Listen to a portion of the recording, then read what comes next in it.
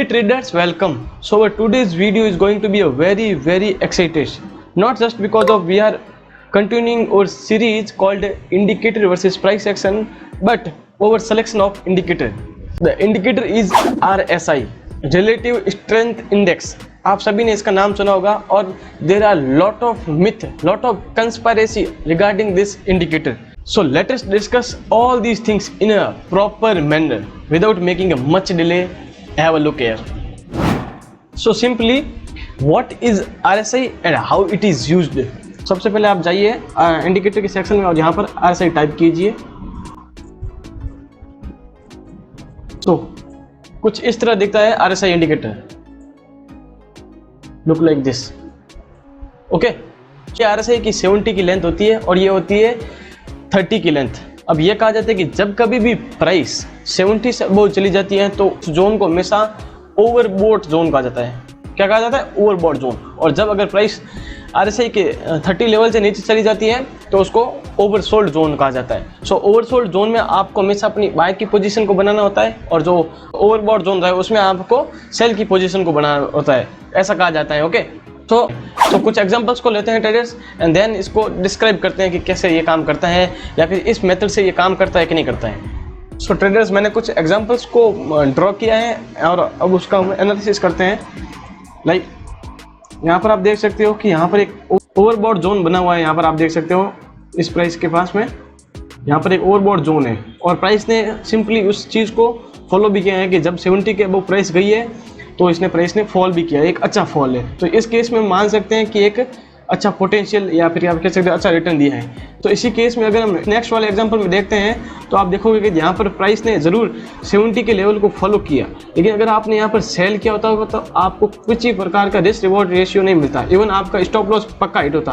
क्योंकि अगर आप एंट्री इस कैंडल के आसपास लेते हो तो यहाँ पर किसी प्रकार का मूवमेंट नहीं है और यहाँ पर ही है। यहाँ पर भी आप देखोगे तो प्राइस ने एक अच्छा सा कह सकते हो कि फॉल तो दिखा है, लेकिन न्यूट्रल रही है प्राइस। फॉल नहीं कह सकते हम उसे, एक तरह से न्यूट्रल रही है, बैंड में प्राइस रही है। तो इसके आगे और देखते हैं तो यहाँ पर अगेन यही सीन हो रहा है। तो ओनली एंड ओनली यहीं पे आप देखोगे तो इसी केस में ही काम कर रहा है ये जो कंसेप्ट है ना RSI का कि 70 के अबव जब प्राइस चली जाती है तो हमें प्राइस को शॉर्ट करना होता है। तो यहाँ पर हम देखेंगे कि इस केस में भी काम नहीं कर रहा है, ना ही इस केस में काम कर रहा है, ना ही इस केस में काम कर रहा है। सो बेसिकली मैं यही कहना चाहता हूँ कि ये जो मिथ है ना ये ज़्यादा काम नहीं करती है और एज यू कैन सी यहाँ पर आपको कंप्लीटली समझ में आ रहा होगा। तो ट्रेडर्स, जब मैं एज एन बिगिनर मार्केट में आया था तो मैं इस चीज़ को काफ़ी ज़्यादा रिलायबल समझता था। मैंने बिना बैक टेस्टिंग के इस चीज़ को फॉलो करता था और मोस्टली मैं अपने ट्रेड्स मोबाइल पे लेता था।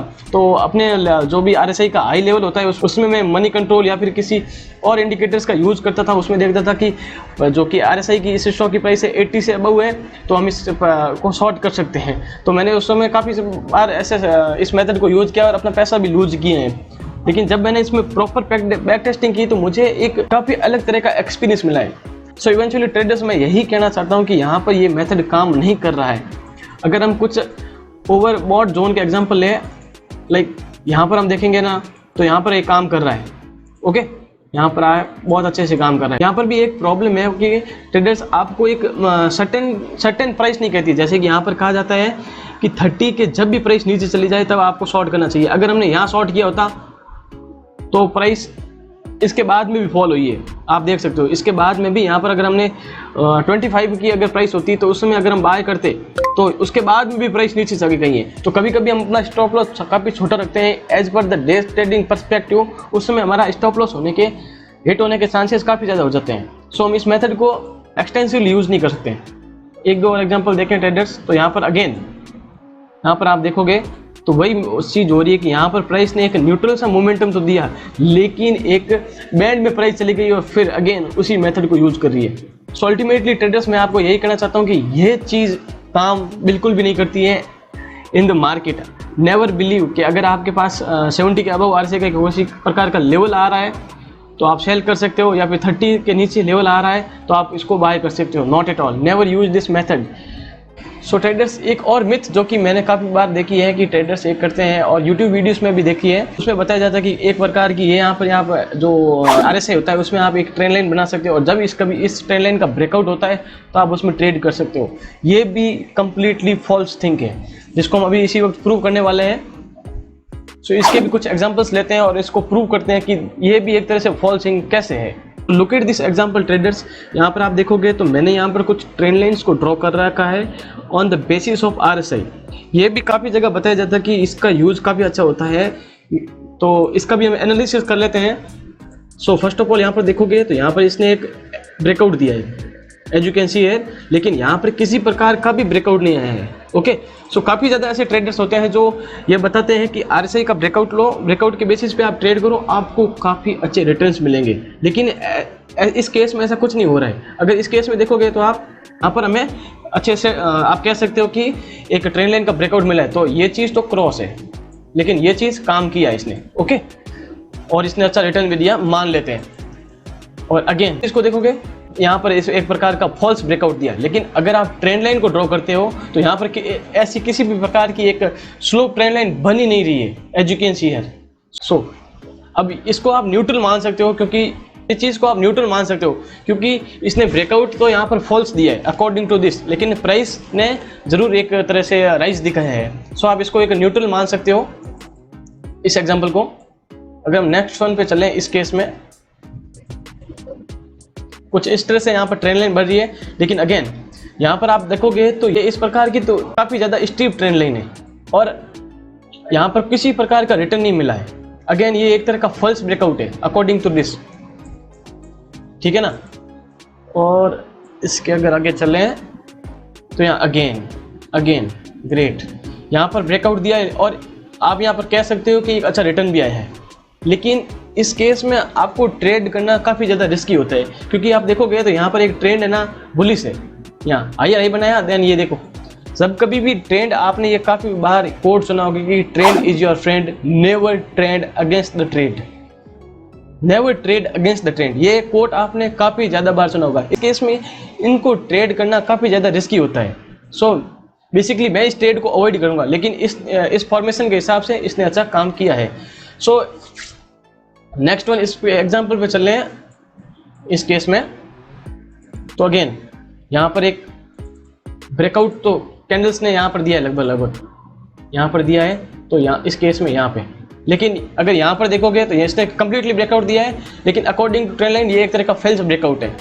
यहाँ पर किसी भी प्रकार की कैंडल ने एक अच्छे वॉल्यूम से ब्रेकआउट नहीं दिया है। सो ये एक प्रकार का फेल्स अटेम्प्ट है। सो ना इसने अच्छा रिस्क रिवॉर्ड रेशियो दिया है। और अगर हम इन सारी चीज़ों को कमेंट करते हैं, तो हमें कुछ अच्छी प्रोबेबिलिटी नहीं मिल रही है, ठीक है ना। तो यहाँ पर आप देखोगे 1 2 3 एंड अराउंड 4 ट्रेड हमारे लॉस में हुए हैं और 2 ट्रेड आप कह सकते हो कि एक प्रकार से पॉजिटिव में गए हैं और एक न्यूट्रल है। सो ये अगर प्राइस एक्शन का केस होता ट्रेडर्स, तो हमें 1.2 का रिस्क रिवॉर्ड रेशियो मिलता है। आप कह सकते हो कि कम लॉस तो होता क्योंकि 4 ट्रेड ऑब्वियसली हमारे लॉस में और 2 ट्रेड ही हमारे प्रॉफिट में है, तो ऑब्वियसली हमें लॉस तो होता, लेकिन कम होता as per the price action, because they have a good risk reward ratio. लेकिन इस केस में अगर आप देखोगे, इसमें किसी भी प्रकार का रिस्क रिवॉर्ड रेशियो नहीं है। अगर आप इस मेथड को यूज़ करते हो कम्प्लीटली, अगर आप इसमें जैसे कि इस मेथड से आप राइट हो रहे हो, लेकिन अगर आप इस मेथड को यूज करते हो तो आप इसका स्टॉप लॉस कहाँ रखते? बेसिकली यहाँ पर रखते, इस जगह स्टॉप लॉस रखते, हाईएस्टली यहाँ तो स्टॉप लॉस रखते हैं, लेकिन ये तो प्राइस स्टॉप लॉस हिट करके जा रही है, तो इसमें भी आप इस हिसाब से सक्सेसफुल नहीं होते। रिस्क रिवॉर्ड रेशियो के हिसाब से तो आप सक्सेसफुल नहीं होते, लेकिन हमें एक दिखने में ये काफ़ी ज़्यादा लुक्रेटिव लग रहा है, हमें ऐसा लग रहा है कि यार ये तो काफ़ी अच्छे से काम कर रहे हैं, लेकिन हकीकत ऐसी नहीं है, ठीक है ना। जब मैंने ये किसी फॉरेनर के यूट्यूब चैनल पे मैंने एक्चुअली इस चीज़ को देखा था, तो मैंने ब्लाइंडली अपना पैसा लगाया था। उस समय तो मुझे मतलब काफ़ी ज़्यादा ओवर कॉन्फिडेंस आ गया था, क्योंकि मैंने बैक टेस्टिंग की नहीं थी और जस्ट ओनली एंड ओनली मैंने यूट्यूब पे वीडियो देखा था, तो मैं काफ़ी ज़्यादा मोटिवेट हो गया। मुझे लगा कि भाई यार ये तो रॉक सॉलिड स्ट्रेटेजी है, इसमें तो पैसा ही पैसे बनने वाला है, अब किसी प्रकार की टेंशन नहीं, अब हम ट्रेडिंग सीख गए। वगैरह वगैरह, इस प्रकार की काफ़ी ज़्यादा मतलब थॉट्स आ रहे थे। और मैंने इस चीज़ को अप्लाई किया, मैंने सोचा, और मेरे को लॉस भी हो, फर्स्ट ट्रेड में ही मेरे को लॉस हो गया था, लेकिन मैंने सोचा कि प्रोबेबिलिटी है, इस बार लॉस हुआ क्या हुआ, अगली बार मुझे प्रॉफिट हो सकता है, ऐसा मेरे माइंड में आया था। लेकिन अगेन एंड अगेन मेरे को लॉस हुआ था। फिर मैंने एक रूल्स बना दिया था कि जब भी मैं किसी चीज़ को लर्न करूँगा ना, तो मैं हमेशा उसकी बैक टेस्टिंग करूँगा।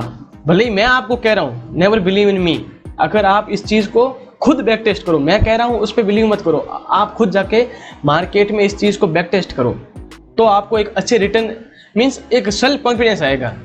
समझ रहे हो ट्रेडर्स? सो अब अगर इन दोनों चीज़ों को देखोगे तो RSI भी काम नहीं कर रहा है और ये भी नहीं काम कर रहा है। ये सारी चीज़ें देखने के बाद में आपके मन में क्वेश्चन आ रहा होगा कि RSI इसका मतलब है कि वर्थलेस है, मार्केट में इसका किसी प्रकार का यूज नहीं होता है। अगर यूज नहीं होता है तो क्यों काफ़ी ज़्यादा ट्रेडर्स, सक्सेसफुल ट्रेडर्स हैं जो भी मार्केट में इसका RSI का यूज करते हैं इन सच एक्सटेंट वे, क्यों यूज करते हैं?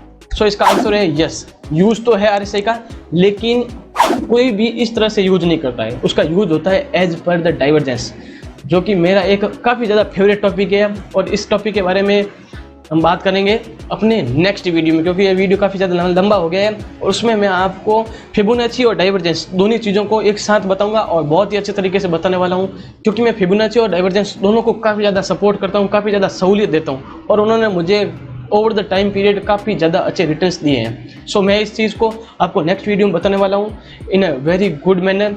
If you want more like this video, then subscribe my channel. Have a great day. Happy trading.